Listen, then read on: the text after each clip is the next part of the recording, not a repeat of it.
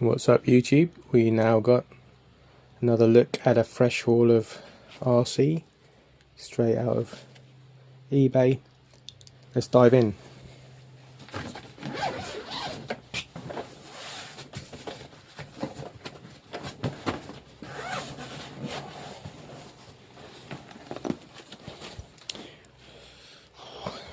Full packed house here.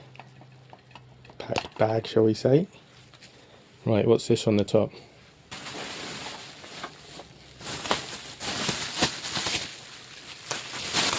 Here we have, oh, little preview. Right, here we have a Schumacher Fusion. Bit rough. You can see some surface rust around on the bolts. Let's give it a little fiddle. Okay. Okay. Okay. I mean, that's always a good sign. It's when your suspension pivots are seized, then usually you're in for a world of pain. Let's check the diffs. It was pretty stiff. No front diff movement. As you can see, the other side's turning the same way, and I can feel the belt going round. So at least the drivetrain's free enough to be spinning, all four.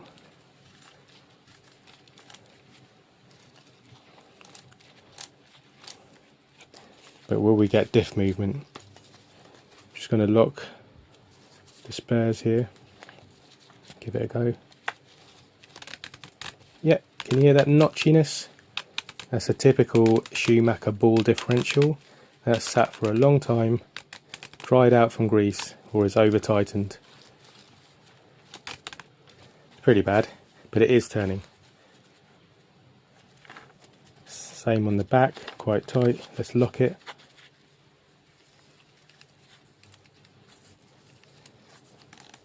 And we've got the notchiness. So these are quite worn, I think. I can feel quite a lot of notchiness in them. I think you can hear that sound, that grating metal sound. Then if you turn it the other way, oh, that one actually is functioning now the other way. The front one, when locked, I think was just spinning the main gear. That's a bit worse. Yeah, see that? Turns one way to, it's operating correctly there, and there it just turns the whole drivetrain. So this would need a full strip down and look at to run properly. If you ran that up as it was, it'd just grind itself to pieces. We've got the spare gear covers here. They don't always have them, and actually looking at those, we've got all the teeth on them. I think that's a 3-speed transmission. Pretty cool stuff. That's turning nicely. Often one of those will be stripped, usually the first one. So, but that's all three there, all in one go. Who reckons the engine turns? Pro 21. Bit of surface corrosion.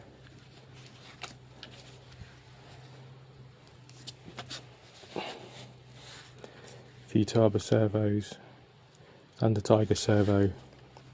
Let's see if they're turning. That's popped off there.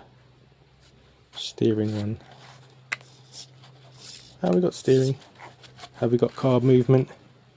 Yeah, carb sliding.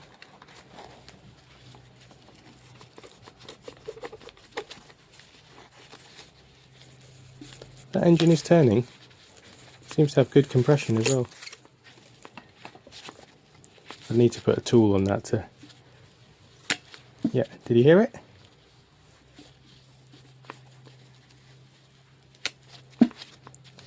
Oh, this could be a runner.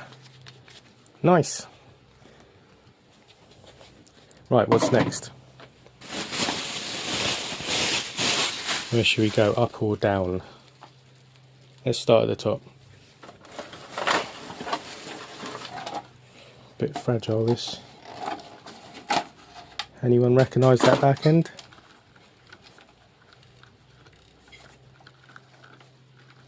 diffs working.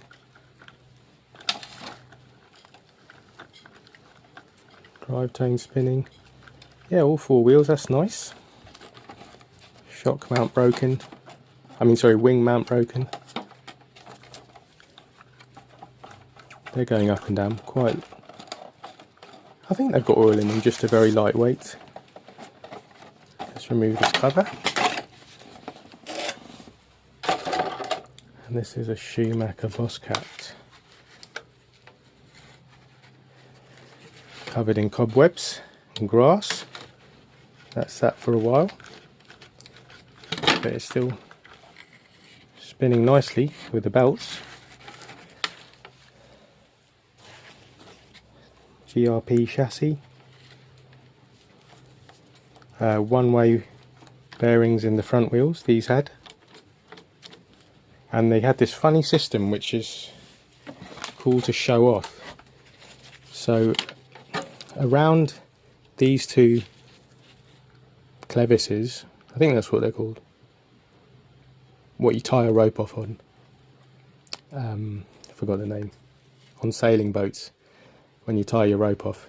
Anyway, there would be a thick O-ring or rubber band around them that held them in place, and the whole corner can pivot back like that. So what that sort of allowed was not only good crash impact protection, if you landed there it would just stretch that rubber, but it gave you a kind of slight variable geometry as well. I can't say I can remember driving these. I had a few of these many years ago, but it would be nice to test that out again with different amounts of flex on that to see if it gave you any suitable characteristics. But very odd design, you know, with that pivot there, and still allowed the double wishbone to work.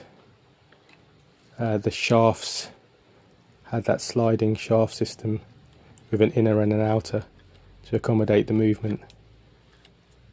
I've never seen it on any other buggy or any other design. Maybe it was no use at all, and maybe it was just too flexy and caused too much inconsistency in the drive, but it is interesting nonetheless. All the articulation allows the roll bar to function, double wishbone to function, drive shaft to function, steering to function, and then just pivot like that. Odd. Right. Front shock's okay. Feel a bit better. This is the other side pivoting out. Both sides pivoting out. I mean, a huge advantage is where you might have an accident that would take you out of a race. This would probably keep you in it. That's that from the underneath. Mad, isn't it? And these had the belt that ran under the chassis there. So in that Lexan under tray, just protects that belt going all the way back. Nice. What's next? A few wheels, tyres, old school body shells. Colour scheme stickers from back in the day. And you remember any of these brands? All happy colours, aren't they? Happy times. Give a shout out, thumbs up in the comments if you remember any of those stickers. BRCA for international viewers is British Racing, British Radio Control Car Association, and they're the main organisers of national events, etc. in the UK. Right. Got another Schumacher here, Cougar. So this is a two-wheel drive buggy, very popular. Much loved these because often it was people's first entry racing buggy. So they might have had a Tamiya or something before and thought, want to try racing out, realise they're not suitable, and this was the first avoidable step into it. Competitive car, pretty simple, not overpriced, and got you onto the grid and giving it a good go. So we've got the alloy shocks. Oh, that's nice and smooth, that. Really nice. That's in really good condition and set up. Obviously that's not.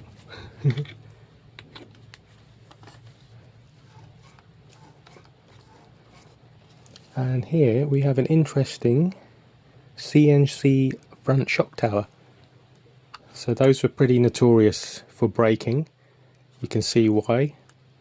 If it was a thin piece of fiberglass or plastic, it would have a lot of flex in it. And it's very exposed landing on the top. I mean, look at that extension, and then only bolted in at the bottom. So that's a nice retro vintage piece that I'm sure someone would very much desire that, to have that on their pride and joy. Simplistic front end, double wishbone setup. Oh, that just feels so good for something that's 35 years old. Double bell crank steering. Again, I'm not sure if you guys can get from seeing it in motion, but feeling it in the hands, you can see this would still work pretty well today. You know, the geometry is correct, the level of the accuracy in the movement, articulation is excellent for a two-wheel drive buggy. Chassis I always thought were a bit odd. They're just stamped out of a sheet of aluminium, which I think is a nice idea. Allows a thin piece and then gives you your vertical aspect to it, allowing stiffness, although many you'll find will be bent. I think this has got a slight bow on it, you can see. So either a thicker material was needed or a higher profile on the side here. But it was an innovative design. There's not many buggies that had a stamped chassis. I think it saved a lot of cost for them to make them like that. You do get lightweight versions from a Pro model and cheaper versions and steel versions of that from various models of this buggy, all just stamped from a sheet material in the same way. Again, I wouldn't mind doing a bit of testing on those, because sometimes a steel one, especially in the next one we're going to look at, having that weight lower in the chassis actually helps quite a lot when you're trying to put a lot of power down and run fast or high top speeds. So this one is fitted with the stick pack holders, in contrast to this BossCat. Oops. A lot of Schumachers had this saddle pack arrangement when you had 3 NiCad cells either side, and that type of holder is considered to be one of the best ones, the easiest to use, most sturdy. People often retrofitted those to other brands of models because they were so effective in holding the cells in place. You know, they were durable, they were easy to work with, and they just had the right grade of plastic which did the job well. The saddle pack days when you had to make up these dual connected packs. Anyway, let's quick turn on that. Has this got a ball diff or a gear diff? I think it's probably got a balled one because it looks to have good bits on it. Yep, it's pretty stiff, but still turning smooth. Couldn't say definitively what sort of diff that was. It's firm, it's stiff, can't feel the balls grating. Wouldn't want to say. Rear suspension nice. It's your gearbox arrangement. Shafts. Telescopic shafts again. They're the same off that 4-wheel drive BossCat, and it's 2-wheel drive. Several parts would be interchangeable between those two models, like bits like this, aspects of the gearbox, the differentials, the shafts. And we've got some heat sinks on the motor mount to dissipate some heat. There you have it, vintage Cougar. Oh yeah, this is interesting. He must have run a touring car body shell. So back in those days there was a wider 1/10 scale type body you could run, and people often would just have a change of heart for a while, run an on-road body shell on an off-road buggy. Next.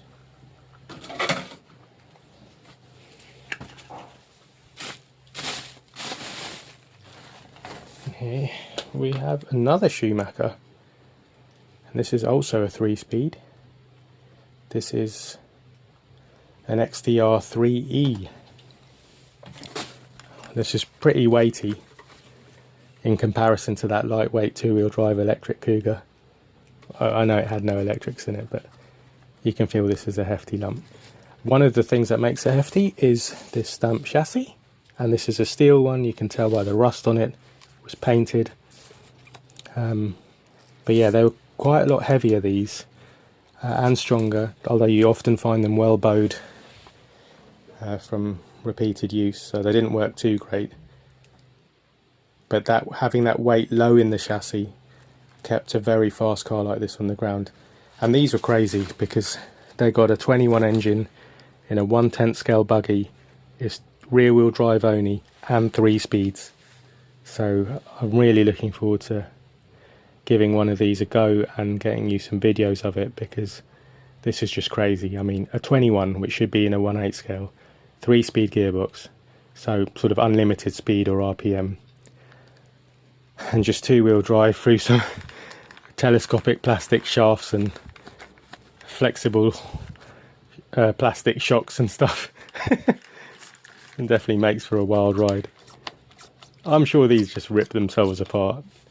I want to find out in real time, but you know, all this plastic, so much power. Again though, we got, I think, a good set of 3 gears on there. You can see a bit of a wear profile on the teeth if you look closely.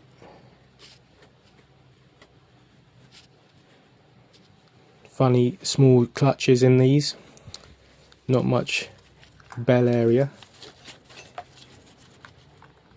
See there, that's the bell. So it's got a very small, shallow, slimline clutch.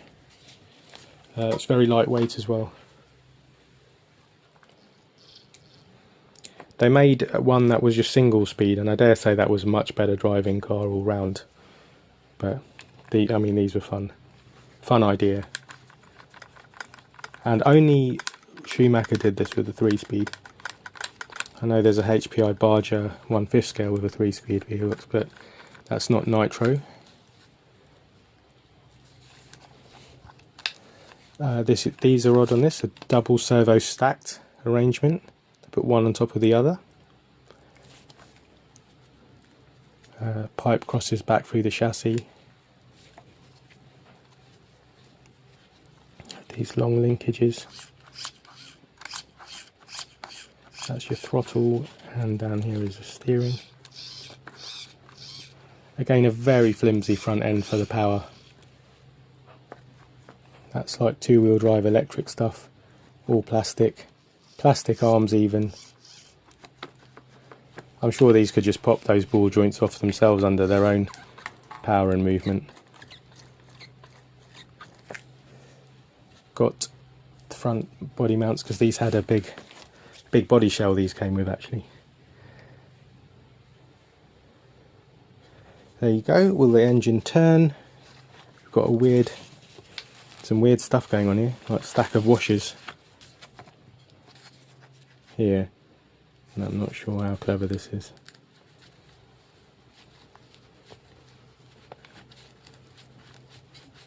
Something's turning. Oh, something's turning, but I can't hear a piston popping.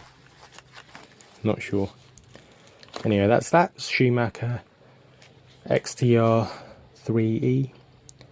They had a name for it. It was called Desert Storm. And I'm pretty sure it came out in the era of Operation Desert Storm. Right, next one.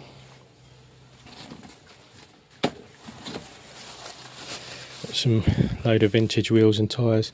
Oh yeah, for all those 3 Schumacher buggies we saw, that's their drive arrangement. So these don't run hexes, they run that funny cloverleaf interface, which looks very sort of small and flimsy. I've seen plenty stripped, but plenty are intact. But yeah, that's another Schumacher only interesting innovation. Very innovative company. It's quite a new tyre actually. That's an original Schumacher tyre with that tread pattern. The V2 they called it. Some other tyres.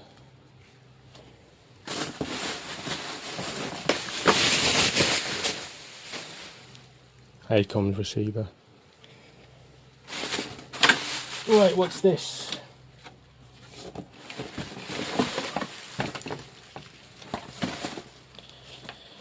Right. This looks like an interesting piece. See that big lump of brass in the middle? Now, I think this is an early Inferno. And it's not their entry Burns one, yep. Kyosho Inferno.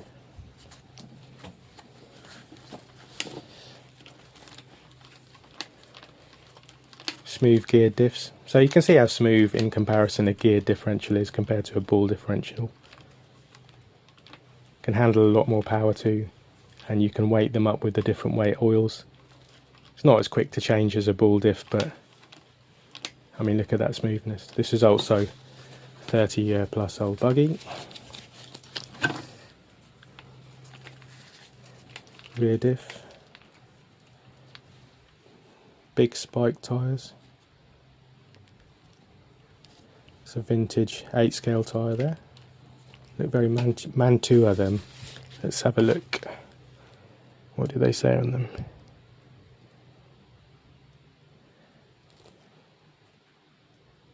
Can't even read it. LC Cornon 7052 109. But I think these are the original Kyosho wheels. Again, before the 17mm hex arrangement, that was how 8 scale buggies attached their wheels, or at least how Kyosho did it. This very classic back end from the Inferno. Such a successful car.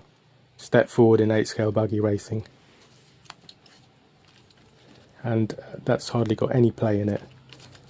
And I remember having one of these when I was 13.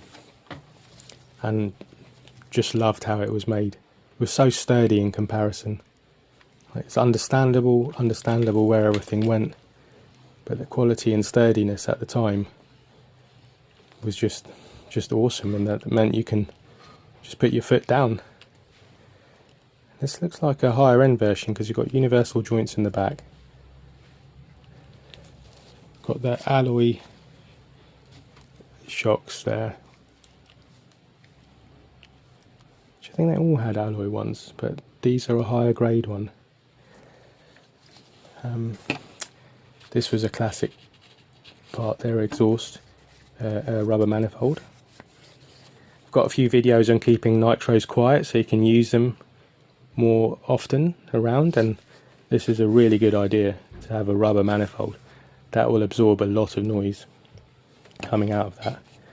And they've directed the exhaust down, so they were minded to keep these quiet. While we're here, what's that lurking in there? An OS Max EX. Juicy. Pricey racing engine from back in the day. Made in Japan. Is it turning? No, that's not turning. Not smoothly anyway, and I'm going to take care over that because that's a lovely engine. And it's in good condition, so we'll unseize that in a very careful manner. Moving to the middle, this has been fitted with a Torsen differential. That's what that lump of brass is there. Again, check out my other videos. I've got videos on what's inside a Torsen differential. Very interesting mechanical piece. I'll try and add a link here for that. But yeah, that's got one of those. Is it turning? Yeah, oh look. There you go. Giorgio Bergonzoni racing model. So it's got a Bergonzoni Torsen differential in there. Again, early stages of 1/8 rallycross, just a single disc brake in the middle. You know, before the move to twin disc brakes, being able to set your front and rear bias. Plastic radio tray. Oh wait, what do we have here? I stand corrected. We have got a front disc brake. So you got one in the middle and one in the front. This seems to ring a bell for me. Seems to ring a bell. One of the bells it seems to ring is that there is a bit of a different characteristic when you have it at one end and not on your centre differential. Can't quite recall it all, but I've got another video on a Mugen Super Athlete which has this in reverse. So it has that brake close to the diff housing, but it's in the back on this side. So that's an interesting video as well. Let me try and link that in the description as well, because that's an 8-scale buggy from this innovative era when it was an arms race basically, who could get the best layout and what was going to be the winning formats. And the Mugen Super Athlete, they did quite a few different things, like with the engine in the middle and that disc brake on the back. So classic Japanese engineers war. And neither one, because in the end all 8-scale buggies have it in the middle. That's your steering, bit weedy steering arms there, and ball joints. If you're into 8-scale buggies, you know these vintage early ones are great. They give an insight into what design characteristics stood the test of time. And it's a long test of time, 30 plus years, and some things that have been improved and some things that have been ditched. So that's your front end.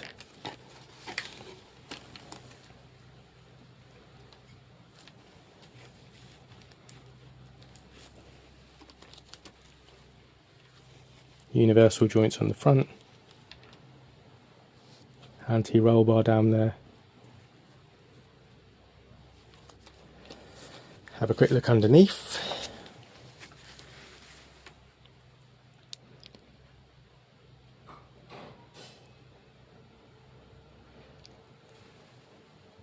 Nice chassis protector, so look how clean that chassis is in the back for the age. This is going to clean up really nicely. Rough Rider. But this, I think this is a keeper for me because I love a bit of vintage Inferno. As I said, I had one very early on in my life. Got a lot out of it, and this is, I mean, look how sharp the plastic details are, hardly anywhere. So I'll probably be doing a really good restoration on this. Screws, hardly anywhere to them. Still very much with the black Kyosho Japanese coating. Lovely, lovely. And lastly, not sure what that's from. We have some sort of Traxxas. Now, I can't remember all the names of these. I've got a big pile of them. They're a 1/10 scale 2-wheel drive buggy or stadium truck or monster truck. I think the monster truck chassis is different. This probably was the stadium truck, given these front wheels and this body mount. Pretty classic 2-wheel drive arrangement. Heavy for the class, you know, compared to like a Rush Evo or other offerings. pretty weighty. This one I think's got some sort of homemade rear shock tower.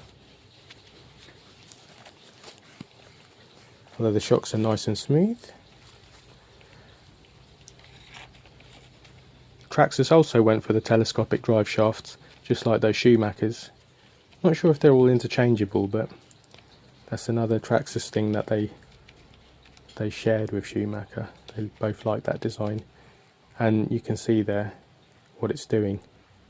You've got universal joints at both ends, so there's very little slack or possibility of popping a shaft out, and that arrangement sliding allows that telescopic action allows it to work in the full articulation.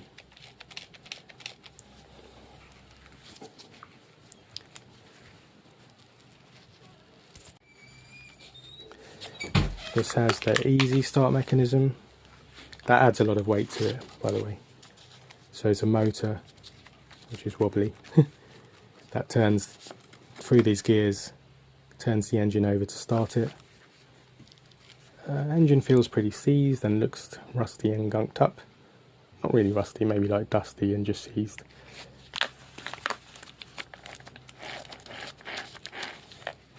Easy starts are fun. I've got some videos on them, and they can be good when they work well. I think as you get better at nitro, you don't really need them. Again, we've got that rubber exhaust manifold, and that keeps a lot of sound waves absorbed before they're coming out. Plastic exhaust too does a good help on that. If you guys know the model name of these, please remind me. I've forgotten it. There you go. That's quite a good haul of vintage RC for you guys. Hope you enjoyed it. Like and subscribe. Check out the other videos where we go more in depth into the things I've mentioned. And add your comments if you've got anything to say, if you had any of these models, if you enjoyed them, or any help with any information regarding them. It all helps people enjoy the video. If you add it to the comments, then they can read them and then pick up what they might have always wanted to know about it.